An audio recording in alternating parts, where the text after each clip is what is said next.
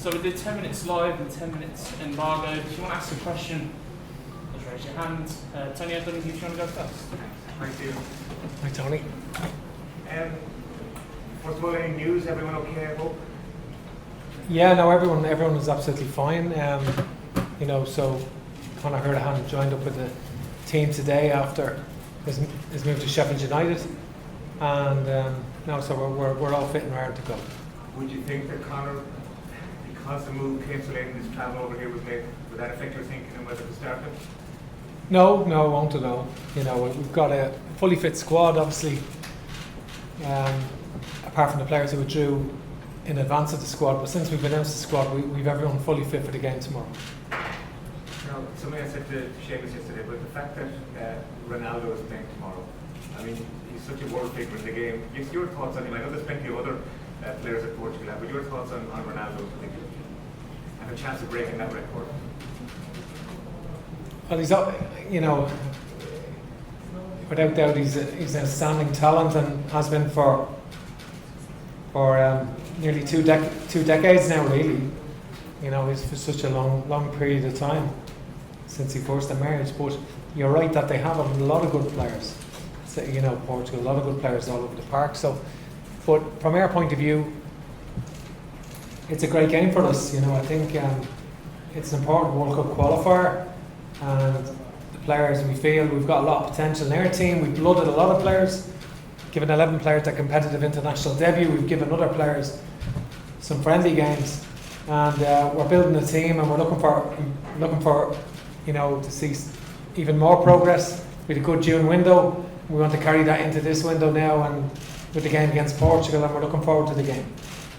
You've got to see Portugal during the Euros. What struck you about them? What did you learn? What do you think you can do to stop them and Ronaldo tomorrow? Yeah, I've seen them in Munich, of course, in the game against Germany 4-2, and I see them draw in Budapest with France, which was an excellent game. But I felt they were probably unfortunate to lose to Belgium in the end in the quarter final. They played very well in the second half of that game, so I felt they were unfortunate.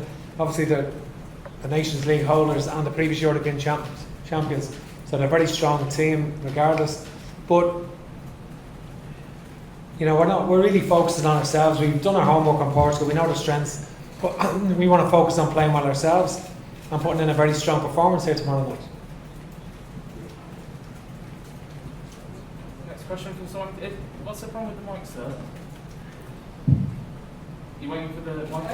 I need them to come here. Come to the microphone. If you want to ask a question, if you go on the microphones, then that would really be appreciated. So, next question, please, Dave. Yeah.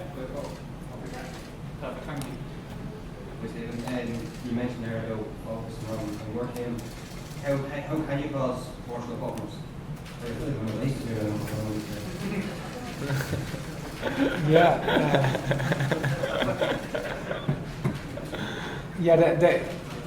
That we have to carry an attacking threat. We can't afford to defend for 90 minutes, and it's not the way we're set up to do that, and it's not our intention. And we have to carry an attacking threat, and we cannot. Portugal have too much quality to sit back for 90 minutes. It's not workable to do that, and we have to have belief in ourselves to carry an attacking threat, and that's certainly our ambition. And for someone like Troy Parry, who obviously got his fourth goal and it's actually kicked on a little bit, done well since he's got his own wheel, his confidence would be so high at the moment. Yeah, Troy has done well, and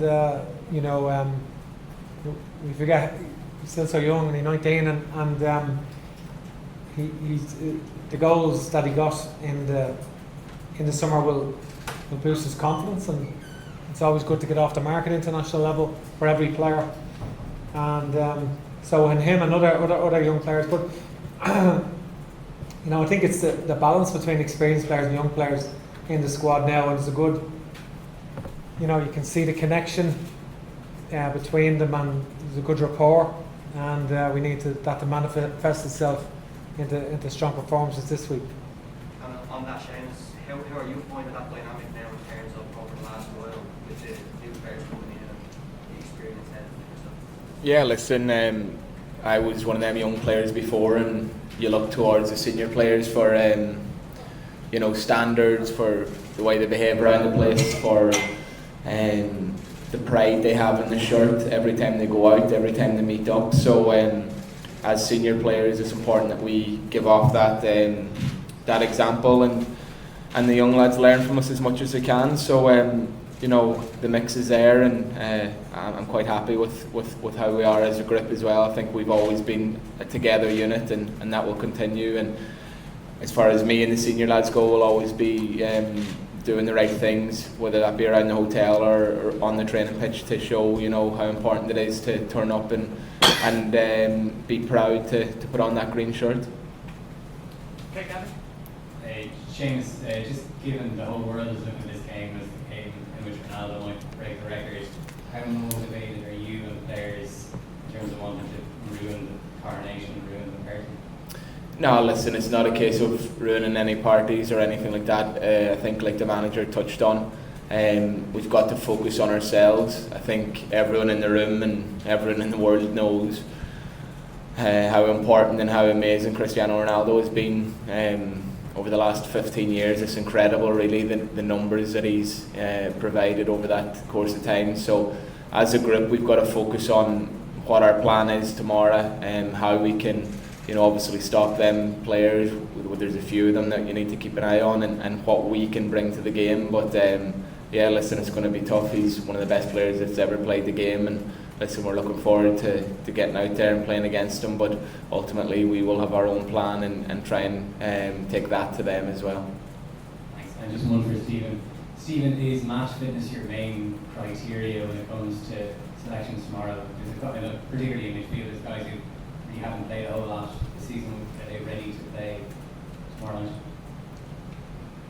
No, you are correct. I think we would prefer our midfield players to be playing more regularly with their clubs.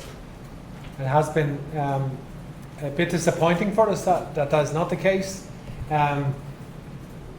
However, 3 of them have secured loan moves this week to other clubs, so you would imagine that they will get more regular football now. That's the reason they've moved, and that would be important for them, I think.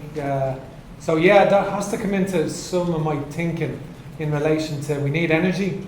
We need energy against Portugal, and that has to come into, but it's not one criteria for the whole team. It's not a measurement table.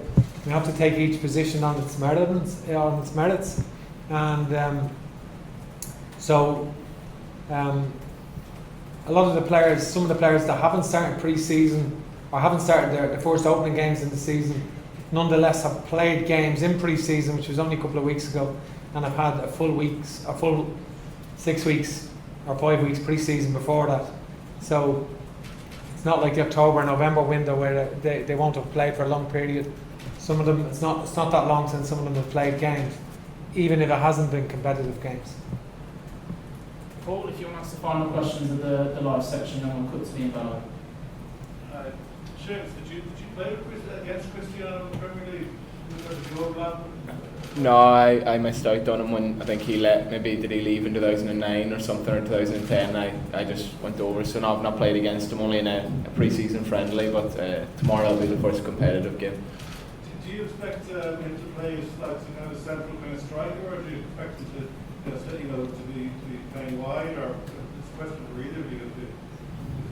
What are you expecting that this older Ronaldo is a player who will be playing more as a striker? I don't know what the Portugal manager will be doing, but I think from watching the last few years of Cristiano Ronaldo, he's been more central, but everybody's dangerous as ever. So again, I don't know what their manager will be planning on doing. Yeah, likewise. He has been mainly used as a centre forward for Portugal, unless on occasions Andre Silva plays, and he plays slightly to the left of Andre Silva, but certainly the majority of the games he's been played recently as a central striker. Okay, that concludes the live section of the press conference. So turn off all live feeds, please, and then we'll go into the embargo section. From everything onwards is the embargo till